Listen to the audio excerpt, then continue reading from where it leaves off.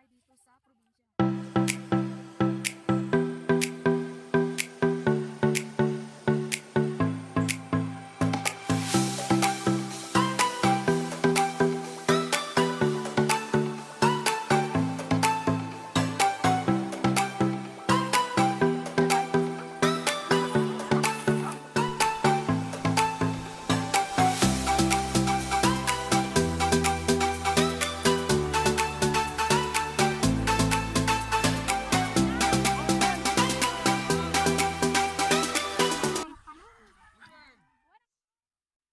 Hello guys! Welcome to her YouTube channel, Summer TV.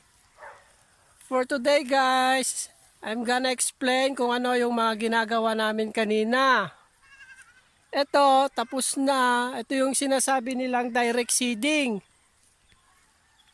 Ito yon, yung palay, parang ginuguhitan nung kalabaw o baka, and then sinasabayan naman namin. Yun ang sinasabi nilang direct seeding. Hindi na kailangan yung hintayin pa na tumubo yung palay bago itanim. And then yung sumunod ay yung sinasabi nilang, hindi ko alam sa Tagalog yun yung bunubon. Ewan ko ba, bunubon, punla ba yun? Basta yun, yun, ditong part yun. Basta yun na yun, okay? Ito naman, hihintayin namin na may tutubo na palay, and then after that, hihintayin natin na may ulan, aararuhin. After aararuhin yun, itatanim na. Yun ang sinasabi nila sa kanta na, ang magtanim ay di biro, maghapon na kayo ko. Yun yun, pero honestly guys, kanina, kala ko madali lang yung direct seeding. Hindi rin pala. Masakit sa balakang, pero enjoy kasi marami kami kanina. Hanggang ngayon, honestly, hindi pa tapos. Kasi ang ginagawa ni Uncle Dongbe ay tinatabunan yung dinirect seeding namin kanina. Yun siya. Siguro, nawiwirdihan kay kung bakit niya ginagawa yon.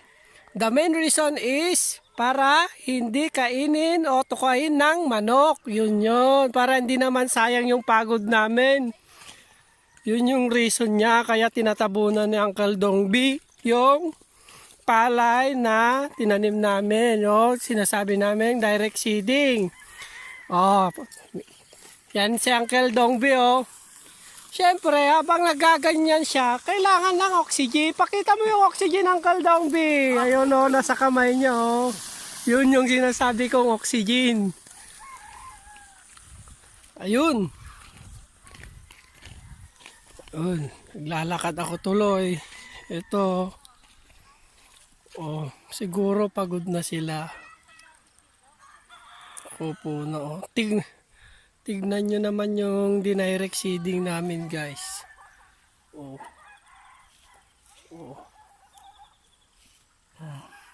Ano masasabi nyo?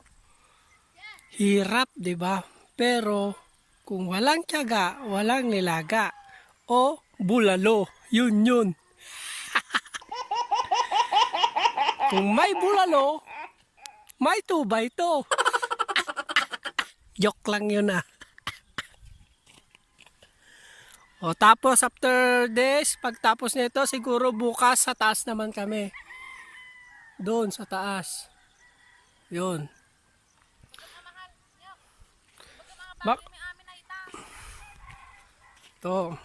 Bukas, ewan ko lang, baka isasabay na yung mani. Yun. Yung mani na pula, yung mani na pula, yung mani na pula. Yung mani na pula. Sige guys, pauwi na pa. Siguro pagtapos nito, uwi na rin kami kasi nafe-feel ko uulan ngayon Umaambon na yan si Bantay. Mahal, ipagamutan naman mga bulang nga maapit mo naman.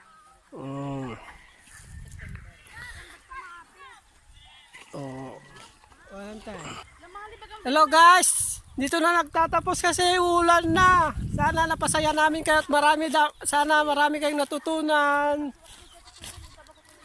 Bye-bye!